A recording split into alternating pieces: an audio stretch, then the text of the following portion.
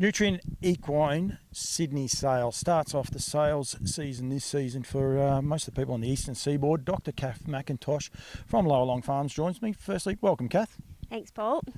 We've been here today doing yearling videos and a couple other little things as well, something very unique, and we will touch on that in a minute. One of the horses that's offered up in Sydney and another one's going to be in Melbourne as well. But do you enjoy this time of year? And I ask people this, and a lot of people say, oh, of course they're going to say yes, they do. And I'm like, well, no, because there is certain times of the season people enjoy and certain times that they enjoy a little bit less, I suppose, is the best way to put it. But yearling sales, do you enjoy? Yeah, I love them. I'm already... The stupid part is I'm already looking forward to the 2024 sales, and we haven't even had the 2023 ones. And but the reason being is that you see the foals running around the paddock and you think, oh, I can't wait to prep that one for the sales. So yeah, I do. I love it, and I feel like I've been waiting for these sales, these 2023 ones, for 3 years basically, because we've had it was the first year that we stood Poster Boy, Soho Tribeca, Lather Up. So the first of their progeny, coming through, and we get to showcase them to the rest of Australia and on the grand stage. And for all those breeders who have, backed us and bred to those stallions, it's their grand final. And so that's really exciting for us. And we, the next step for those horses is then to go on the track and to see how they go. So yeah, are really excited about these sales. It's good for the team on the farm as well. They've been right there from the beginning, breeding the foals, weaning them and handling them, and now prepping them, and then they get to go off and showcase their handiwork. And the staff here are a brilliant team. They do a great job, and they take a lot of pride in what they do. And it's just nice for them to see people appreciate their hard work at the sales.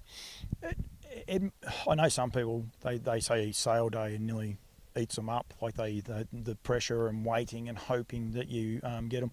I would imagine for this place and a lot of other places too, the biggest sale, when you get that horse, like you said then before, Lather Up, Soho, Tribeca, and Poster Boy, all kicking off this year. It's a 3-year build-up nearly of excitement. You get them into the sales, you say to the property, you say they're going to make it. One, you want to make sure that they can be served and collected and everything along those lines. Then get the book of mares, and all three of those have been very, very well patronised. Now you've got that next stage of one, hopefully they produce a nice foal, and then you go the next step again to the sales and hope. And then I would imagine the nerves don't stop, because then you've got another year, you say about 2024, but you'd be hoping all three of those boys hit the ground running and their horses, their progeny hit the ground running and do a great job. Yeah, that's right. It's a big investment for everyone involved, and it's a really long road. And as much as we enjoy it, every day you sort of walk in and you check them all, and there's a pressure around prepping other people's horses too, and getting them there safely, and you're almost relieved once they've gone through the ring. So there's a whole host of emotions which basically goes with breeding horses anyway. It's a roller coaster ride the entire way along, and it's no different at the sales. And and it is a long process that involves a lot of people to get them there. It does indeed. You said about the horses, you've got a draft of 6 going through this year's Sydney sale. We won't touch on Melbourne except for one horse in a minute. You've got one Lather Up going through, lovely colt. One Soho Tribeca, which we will touch on. Unfortunately, I confused myself there as I went. That's right. 2 American Ideals, a Captain Treacherous, and a Sweet Lou. Sweet Lou. Yep. I'll be in trouble from Tuesday. So we've got a nice variety there. And although there's only a draft of 6, they're all quite different types. Yep. And it's been the 2 fillies, the Soho Tribeca filly and the Captain Treacherous filly.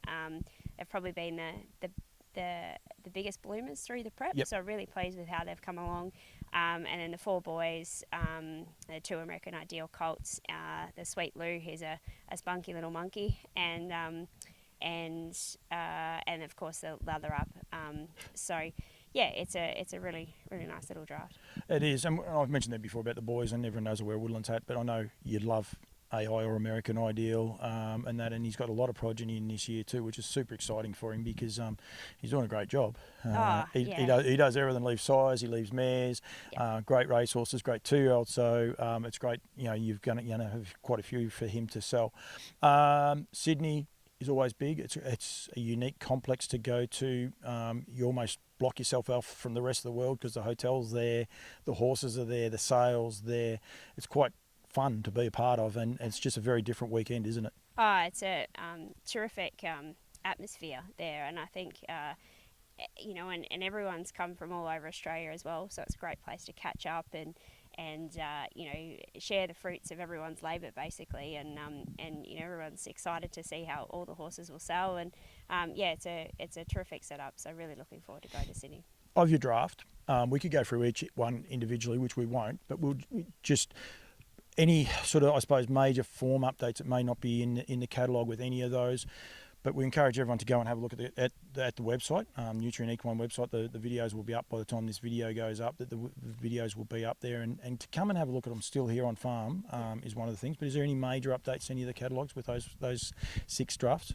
6 of your drafts? Not really. The only thing I would say is that, in particular, the Captain Treacherous filly out of Gentle Amble. No, sorry, wrong mare. The Arctic Fire American Ideal colt on his page. One of his siblings is Moreland, and she was a Captain Treacherous filly out of that mare, and she had, they had a really big opinion of her. She was super high speed and really was going on to good things, and unfortunately fractured a sesamoid bone. It was a fairly unique fracture, and she still comes second in that APG heat that she went in with that on board. So, she was pretty tough, and unfortunately they weren't able to race her on after that. But, they had a big opinion, and probably people, when you look at the page, it may not seem as much, they think, oh, what happened to her? Well, that's what happened to her.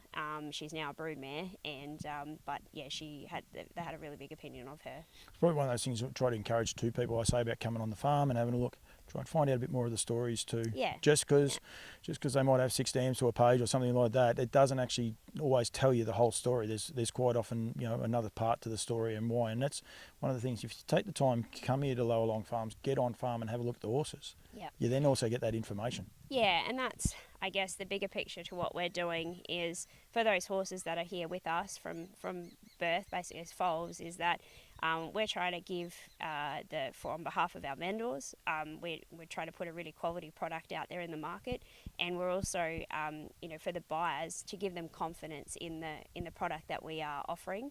And part of that also, and it sort of works in with our partnership with Kentucky Equine Research and Barrow-Stock, with our nutrition and feeding, all the way from the stallions that we collect and the quality of semen that we send out to the mares, when they're getting in foal, when they're dry, when they foal, and then for the foals all the way through the weaning process and through to yearling. Nutrition is a really important factor. Genetics, selecting the stallion, selecting the mare, all that's really important for trying to get a high level athlete at the end. But we also then want to look at all the factors that lead up to getting that athlete on the track. And nutrition is really important. And so what we're doing is, and you'll see this on the yearlings that have been residents here that go to the sales. This year you'll have data tracking them through from weaning all the way through to the sales prep in their growth and development. So that the buyers can look at them and see if there's been a check maybe, and what the reason for that might have been. Perhaps it was sick, or maybe it had an injury or foot abscess, or that their growth rate has tracked through nice and steady. And I think that's really important in terms of their maturity, their grown and both development, bone development, which is what they need on the track to perform as an athlete. So and then come 2024, which I'm already excited about, is that you'll see... Got to close your back on that, but that's okay. You'll see, the data right from a foal right the way, so basically the day they were born all the way through to the yearling sales. And that's just our way of trying to, the vendors entrust these animals into our care, so we're trying to do the best thing for them, and then also, for that product that the buyer is looking at the sales. Llowalong Farms and Northern Rivers Equine, basically, you are raising the bar and improving the professionalism and being able to give the person back, a better product or better understanding of the product they're actually going to purchase. That's the whole idea of that people can see.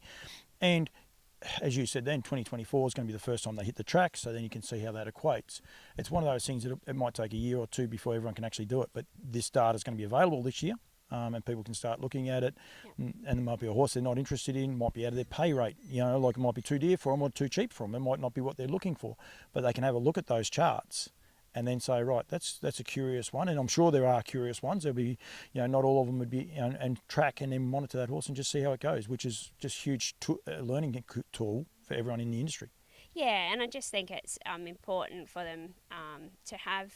You don't want to have dips and spurts in their growth. I mean, every animal will have has growth spurts along the way. They're no different to kids as they grow. But you want to overall still have that steady growth and development. And I would like to think that a lot of these yearlings, when they do see them, particularly in April in Melbourne, they're basically looking at the horse they're going to have in the cart.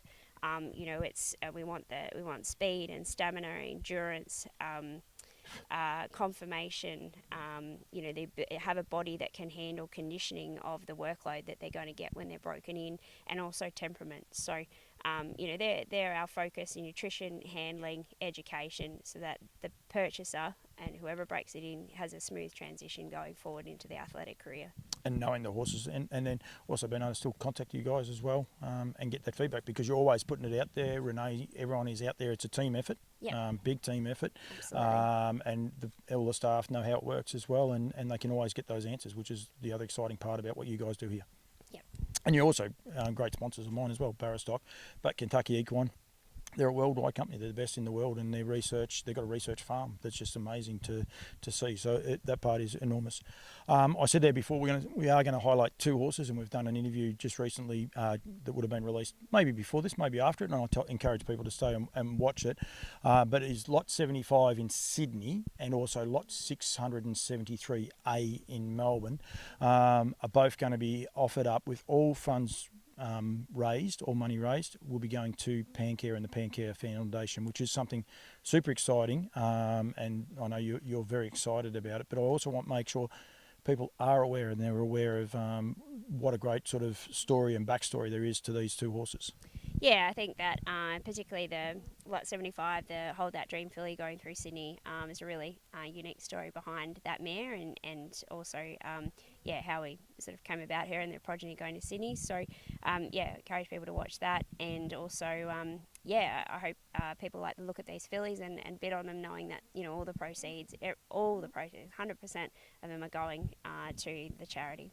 And the horse in Melbourne, I know when you said about doing it, the person selling the horse, and we'll just leave him out of it just for the sec, but basically said, yes, we'll do that filly exactly the same way, which I think is super exciting that so many people are getting behind this. It's great. The support has been amazing. We sort of had this concept of raising money through the sales, in sort of September, I guess. And, I thought, well, all right, we've got this filly here, we'll send it to Sydney. I went to one of my clients and good friends, Greg Fleming, and said, would you have something we could put through the sales, to donate to charity? And he offered up the 1 Minute to Dream, so her Tribeca filly, which was amazing of him to do that. And he has obviously got horses going to both Sydney and Melbourne sales, but he was going to keep her himself.